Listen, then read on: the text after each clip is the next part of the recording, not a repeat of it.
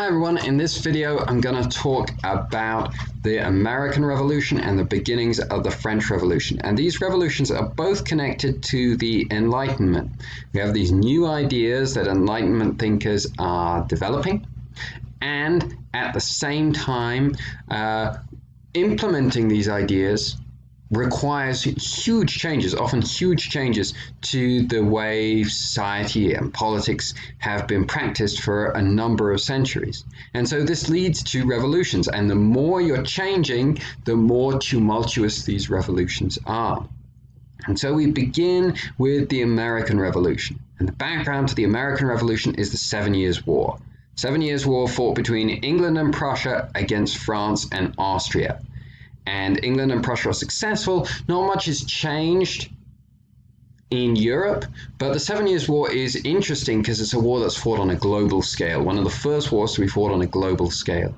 And it's outside of Europe that we see the English win a number of very impressive victories. First is driving rival French colonists out of India, which means European influence in India from this point onwards will be English.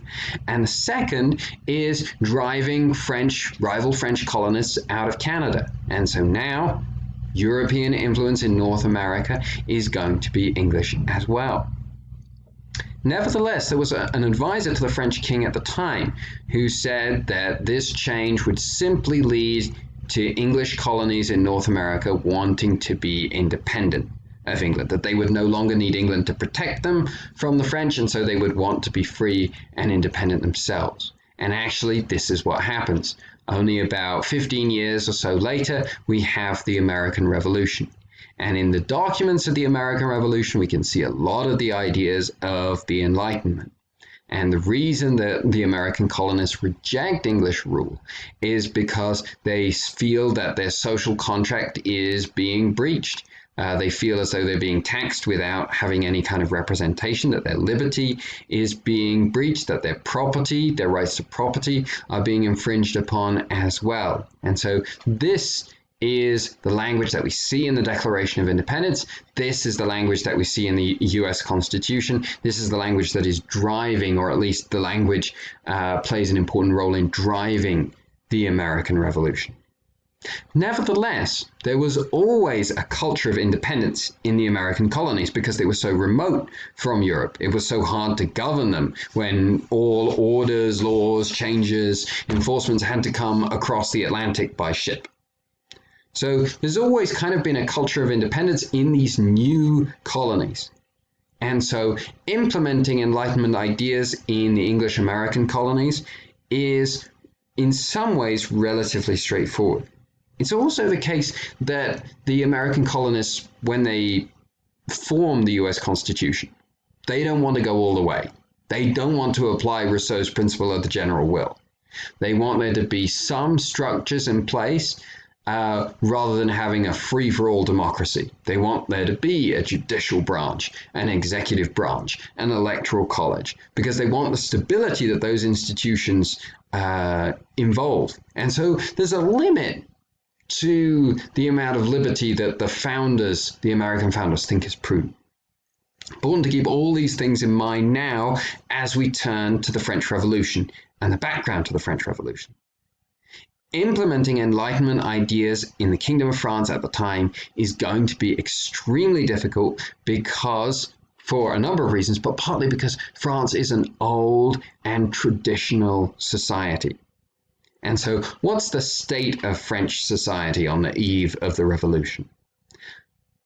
One thing to keep in mind is that the Kingdom of France, spanning the region that we know as France today, didn't happen all at once, wasn't constructed all at once. It was something that was developed organically. And so different regions of France had just been added to this French kingdom, but they had different customs, different laws, different rates of measurement, even sometimes different currency, and different relationships with the French crown. And so there were definitely inequalities in French society leading up to the Revolution. But it's not because they'd been constructed in that way. It's simply because of the haphazard way in which these different regions had become part of the French kingdom. and it had never really been standardized. And that's where the inequity lies. Now, if we look at the society as a whole, we find that it's grouped into three parts. First part that we're going to look at is the peasants. Peasants make up 80% of the French population. They are the wealthiest peasants in Europe at the time. No one has a better life who's a peasant than a French peasant. They are nevertheless heavily dependent on the annual harvest. But it's also true that their lives have been getting better legally and economically. That the recent kings had relieved a lot of the tax burden that was on the poorest of the peasants. Next class that we come to are the townsfolk, merchants and the businessmen. Slightly newer class, a class that's become more wealthy and more prominent with the age of exploration. And so really starting in the 15th century, after the 100 Years' War, this class has become more and more important, has become more and more wealthy. So much so that even though they only make up 10% of the population, they control or own 25% of the land. And they are the class that is most interested in Enlightenment ideas. And then the last class we have are the nobles, the nobility.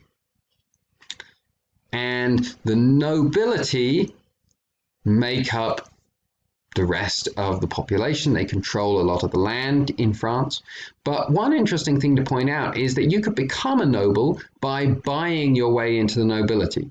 And if you paid for your title, that said you were a noble, for 2 generations, that title would become hereditary. What's interesting is that right before the French Revolution, about a fourth of the nobles in France were in this position, were new noble families. So it's not as though this was a static system that it was in class that it was impossible to break into. It was possible to move from the merchant class to the noble class. You just had to have the money to do it. Nevertheless, the nobility have a weak reputation because of the decades of absolutism, when they haven't been back at home taking care of their people as much as they've been in Versailles living an extravagant lifestyle. And so a lot of people, even people who are sympathetic to the idea of the nobility, but don't see that as a problem in fact, don't perhaps see what the French nobility at the time are actually contributing to this society.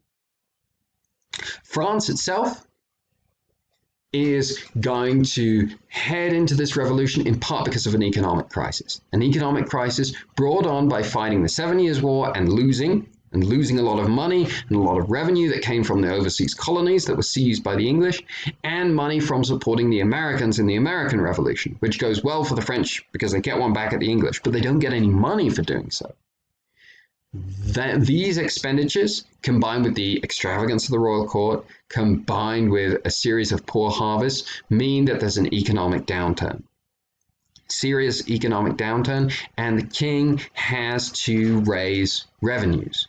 And so the king does, and this is very similar as far as it goes, this is, to the English system that we talked about in the past. The king turns to the French parliament that's called the Estates General. One difference between the French situation and the English situation is that the French Estates General hadn't been called into session for almost 200 years. And so it's an older institution that's perhaps a little more outdated, and people in France have less idea about how a representative government works. But the king calls the Estates General. The idea is they're going to vote on some taxes, and then they're going to go home. They're not going to have a revolution.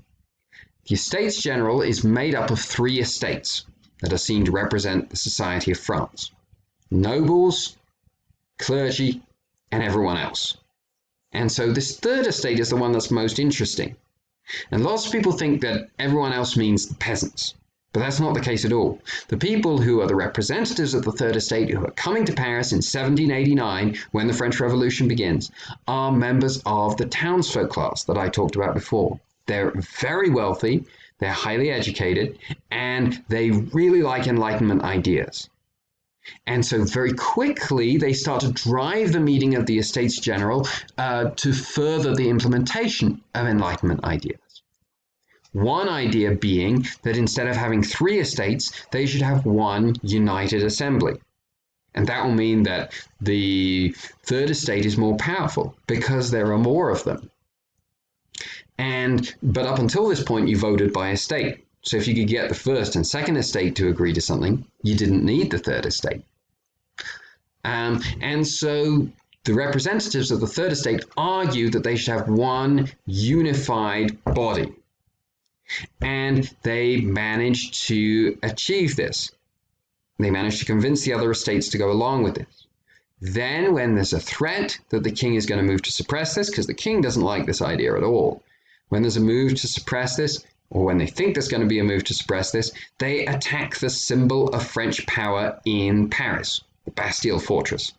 And they capture the Bastille fortress, which is lightly defended, but is a really important symbol of royal power, and now the French Revolution has really started.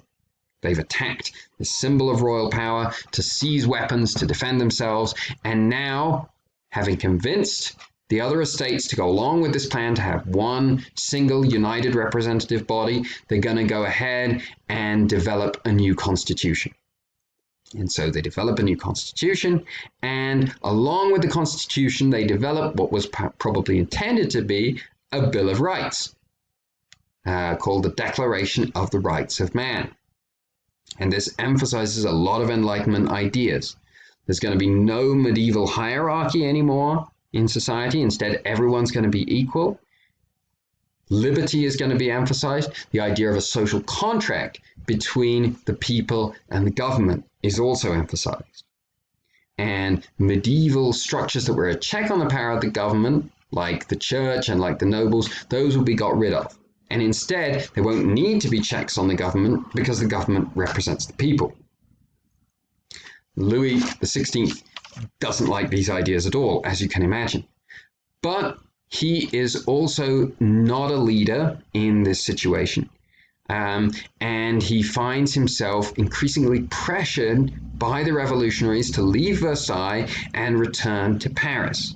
And eventually he does so, and this is really important. This symbolizes the end of the French absolutist monarchy because of what Versailles symbolized. The people had to leave Paris to go to the palace of the king. And now, instead, the king has been forced to return to Paris and is basically held prisoner there by the revolutionaries. And he and his wife, Marie Antoinette, they try and escape, but they are caught, they are brought back, and they are accused of being traitors, and they are executed.